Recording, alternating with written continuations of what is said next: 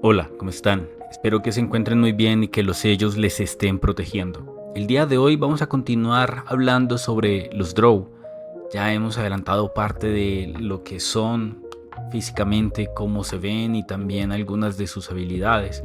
Pero todavía faltan más temas por tratar, como la parte militar o las divinidades que rodean o permean a esta sociedad. Sin embargo, antes de empezar, quisiera recordarles que pueden apoyarme comprando mi libro Arcorium Eterna, el llamado de la piedra, el cual es un libro de literatura fantástica, literatura de fantasía medieval, inspirado muy fuertemente en Dungeons and Dragons. Esto que yo creo que a muchos de los que vienen al canal pues también les apasiona. También recordarles que tengo un Patreon donde voy subiendo cada tanto, cada que puedo, aventuras, historias cortas que les pueden también servir de inspiración o por lo menos para que pasen un buen rato de lectura. Así que, bueno, ahora sí, sin más spam, comencemos. Vamos a iniciar hablando sobre una debilidad que los Drow tienen a la luz, ya que ellos iban perdiendo sus poderes básicos y maduros, así como sus fuerzas defensivas contra la magia si se exponían a la luz solar. Sin embargo, durante los años 1360 DR, Liriel Baenre, guiada por el Istrí, talló su runa en el hijo de Yggdrasil, con la intención de preservar su propia magia Drow lejos del submundo. Pero el acto terminó permitiendo que todos los Drow mantuvieran sus poderes en la superficie. A pesar de que el Istrí guió a Liriel, hubo especulaciones de que Loth también tuvo algo que ver. Los poderes otorgados por Loth, resultado de la bendición de esta deidad, son quizás las habilidades más distintivas de los Drow. El toque de Loth le da un control sobre toda la raza Drow, y superarlo solo es posible para aquellos Drow redimidos que también logran ser considerados dignos por Coleron. Coleron Larethian es una deidad de los elfos de la luz, digámoslo así. Los Drow tocados por Loth manifiestan habilidades como nube de oscuridad que envuelve al Drow en sombras impenetrables para cualquiera excepto el lanzador, y fuego oscuro que facilita el ataque a otras criaturas rodeándolas de llamas púrpuras inofensivas. En el video anterior ya mencionamos estas habilidades. Los poderes otorgados por Loth parecen alimentarse de la misma fuente, y el uso de estas habilidades resulta agotador para los Drow, siendo solo los Drow más experimentados y entrenados capaces de lanzar ambas habilidades por separado. A través del entrenamiento, los Drow pueden manifestar las llamadas telarañas de oscuridad, que ralentizan e impiden al enemigo, además de limitar su visión, el movimiento.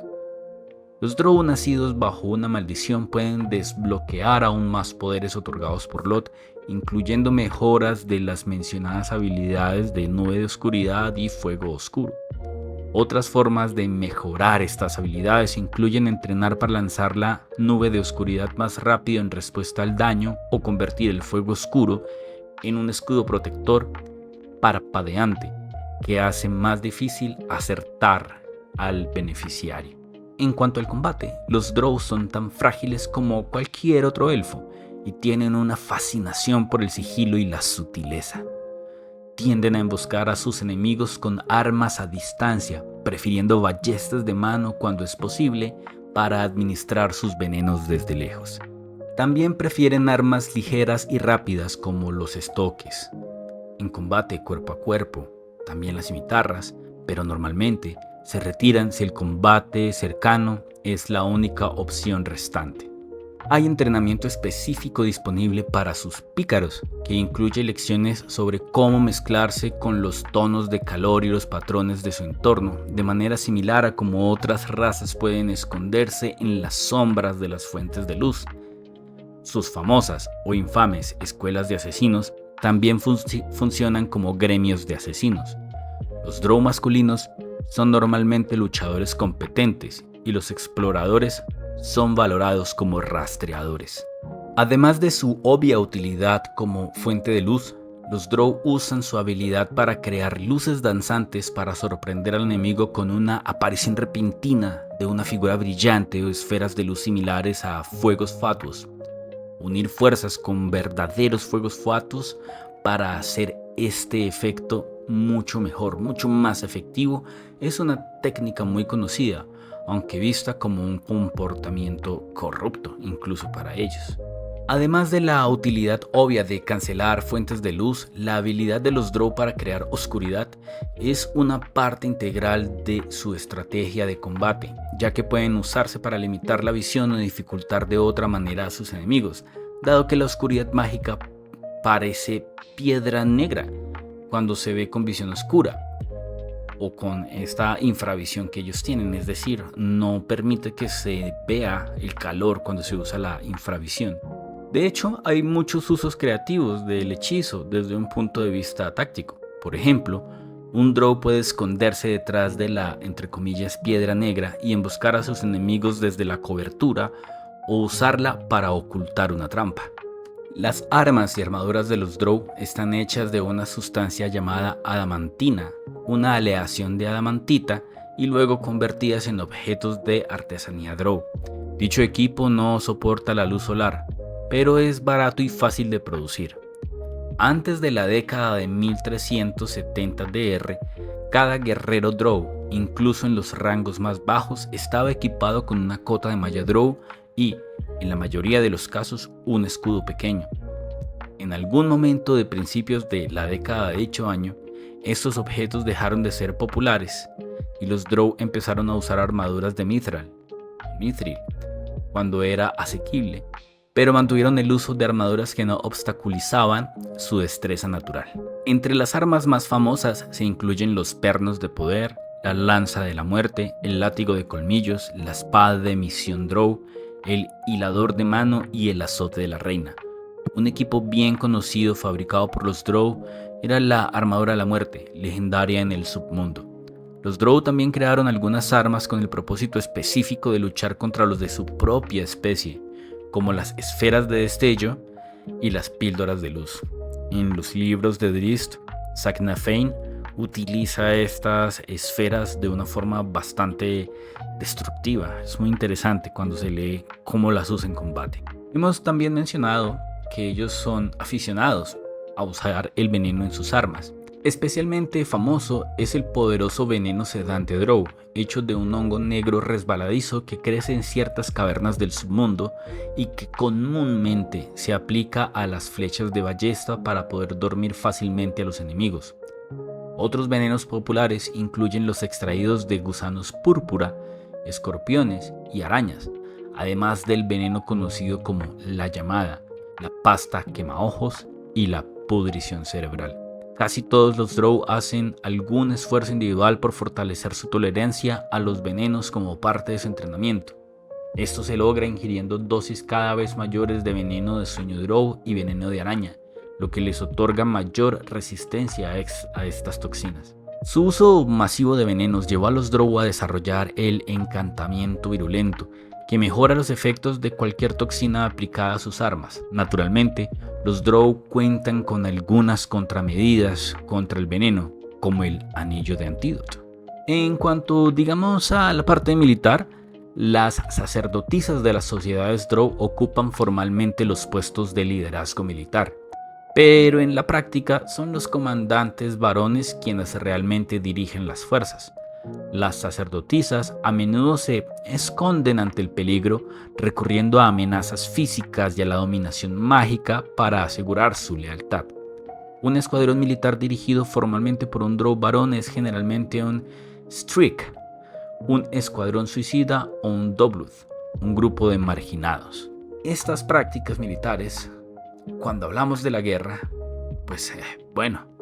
cuando los nobles Drow guerrean entre sí, el bando atacante debe erradicar a toda la familia enemiga en un solo ataque. Si un solo miembro de la familia defensora sobrevive, puede solicitar justicia y toda la ciudad se vuelve contra los atacantes. No se permiten alianzas en estos tipos de ataques y existe un tiempo mínimo de 1 año entre ataques a una casa en particular, dando tiempo para recuperarse. La guerra encubierta prolongada entre 2 casas mediante asesinatos no está estrictamente prohibida, pero solo se tolera durante un periodo limitado, después del cual el consejo gobernante de la ciudad obliga a las casas a entrar en guerra abierta.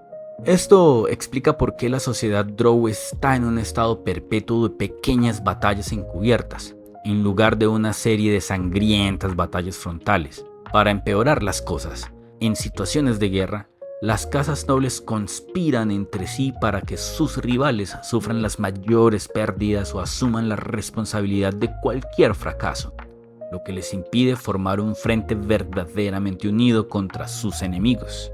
La guerra en el submundo es muy diferente de los conflictos de la superficie. El espacio limitado del entorno subterráneo dificulta reunir grandes ejércitos y la mayoría de las batallas son escaramuzas entre pequeñas unidades o patrullas. Los Drow evitan grandes asedios y batallas campales, prefiriendo centrarse en tácticas de emboscada y ataques rápidos. La guerra subterránea involucra el uso del entorno natural como arma, mediante la creación de túneles para flanquear a los enemigos, provocar derrumbes o cambiar el flujo del magma. Los Drow utilizan tácticas de emboscada que explotan peligros existentes como rocas sueltas y son expertos en el uso de trampas, como la colocación deliberada de hongos venenosos o esporas de ascómidos para obtener ventaja en el combate. Los Drow también tienen un talento especial para responder a las acciones de sus enemigos, incluyendo la hechicería. Los miembros de una patrulla se coordinan usando infravisión y cronometrando lo que llaman desvanecimientos de mano, una unidad de tiempo basada en cuánto tarda una roca en perder todo su calor después de haber sido tocada por una mano. Sin embargo, son agresivos, incluso impacientes, y una forma de ganar ventaja sobre ellos es provocarlos lo suficiente como para que cometan un error fatal. En su composición militar, el equipo exacto y el tamaño de grupos de guerra Drow varía de un lugar a otro, pero es posible hacer algunas suposiciones generales sobre su composición. Una patrulla Drow generalmente consta de entre 7 y 12 soldados encabezados por un líder de patrulla y supervisados por un comandante, quien normalmente tiene un máximo de 3 personas adicionales, ya sean acólitos, aprendices o guardaespaldas. Las patrullas comunes contienen un máximo de 6 individuos con entrenamiento básico y el resto son guerreros élite. Estos grupos de guerra normalmente incluyen tanto Drow masculinos como femeninos, y una patrulla homogénea suele indicar que la tensión entre dos sexos en sociedad está llegando a un punto crítico. Los líderes de patrulla suelen ser Drow varones con habilidades de combate superiores o clérigas entrenadas en el uso de armas. Las patrullas más grandes suelen ser dirigidas por Drow femeninas que normalmente cuentan con 1 o 2 poderosos guerreros como tenientes. Una patrulla élite suele estar dirigida por una clériga con guardaespaldas femeninas también, y sus acólitos también son clérigas de la misma iglesia. Ya sabemos que Loth premia o prefiere a las mujeres o a las hembras sobre los varones. Estas patrullas son especiales ya que tienen una clériga adicional con deberes de sanación que también trabaja como espía para la iglesia de Loth. Tenaza es el nombre que se le da a un grupo de varias patrullas de 2 a 4 dirigidas por un comandante, generalmente un hechicero conocido como superlíder o capitán de batalla, que tiene hasta 4 tenientes llamados maestros de telaraña. Los rangos superiores a los capitanes de batalla son los señores de batalla o maestras de guerra. Estos cuentan con toda una patrulla como guardaespaldas y para transportar también sus objetos mágicos. Cada casa tiene un ejército permanente de soldados Drow, sacerdotisas y magos, que incluye contingentes formados únicamente por esclavos no Drow, generalmente bugbears, ogros, minotauros y goblins. Aquí de pronto es importante señalar que al menos en Menzoberranzan, como nos lo muestran los libros de Drizzt, cada casa, o por lo menos las casas principales, suelen tener un fuerte, algo en lo que son mejores que otras, o por lo menos que sobresalen más que otras. Unos sobresalen en sus magos, otros sobresalen en la cantidad de mujeres sacerdotisas, e incluso hubo una casa que sobresalía porque tenía poderes psíquicos, lo cual era considerado como una especie de aberración entre los Drow.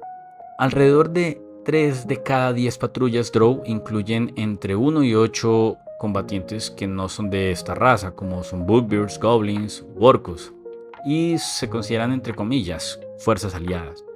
Los azotamentes nunca forman parte de estos grupos. Ya hay un video en el canal sobre los azotamentes por si quieren obtener más información sobre estas peligrosísimas criaturas, no solamente del submundo o del Underdark, sino de todos los planos de existencia de Dungeons and Dragons. En fin, exceptuando a estos azotamentes que jamás formarán parte de estos grupos, pueden llegar a encontrarse con ellos cuando son escoltados a algún destino, si es que esta casa tiene tanto poder como para tratar con los azotamentes. Cuando un drow muere en batalla, a veces es reanimado como zombie si la mitad inferior de su cuerpo sigue siendo funcional. Esto se hace para evitar que el cadáver sea saqueado, para proporcionar transporte a los cuerpos heridos inmóviles y para obtener tropas de choque útiles en batalla. Todos los guerreros de una patrulla suelen estar equipados con espadas cortas, dagas y hasta 3 jabalinas, con un atlatl para extender su alcance, una ballesta de mano con 10 dardos envenenados y un escudo pequeño para protección. Los líderes de patrulla están equipados con una ballesta de mano, jabalinas con atlatl y una maza moderadamente encantada para indicar su autoridad. Durante la guerra, las patrullas duplican el número de dardos envenenados y cada guerrero está equipado con hasta 3 pociones de curación en viales de acero que no se oxidan. Las patrullas están equipadas con un pergamino de protección contra la tierra y la piedra para protegerse de derrumbes, mientras que los atacantes furtivos en la superficie o bajo tierra utilizan un orbe de doble dimensión para permitir ataques sigilosos. Bien, el día de hoy, como podemos ver, fue más enfocado a cómo se preparen y cómo viven ellos las guerras, estas guerras que prácticamente son interminables, que son constantes, sean de frente o sea básicamente un tipo de guerra fría entre ellos. Y creo yo que este tipo de comportamiento dentro de la fantasía, porque creo que los humanos somos iguales o peores, hace que esta sociedad tan poderosa no pueda avanzar, porque está tan enfrascada en destruirse entre ellos que no unen sus fuerzas para combatir contra los demás criaturas a las que ellos consideran inferiores. Y pues esto es una suerte para todos los que viven en la superficie. Bueno, esto es hasta aquí por el día de hoy. Espero que les haya llamado la atención.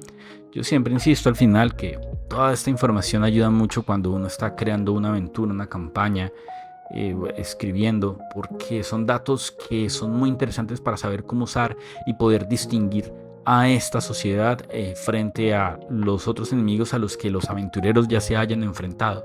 Y puede ser una marca muy distintiva y muy interesante para acentuar ese nivel de peligro que representan los drow. Bien, no siendo más, ahora sí me despido. Que estén todos muy bien y espero que los sellos les sigan bendiciendo.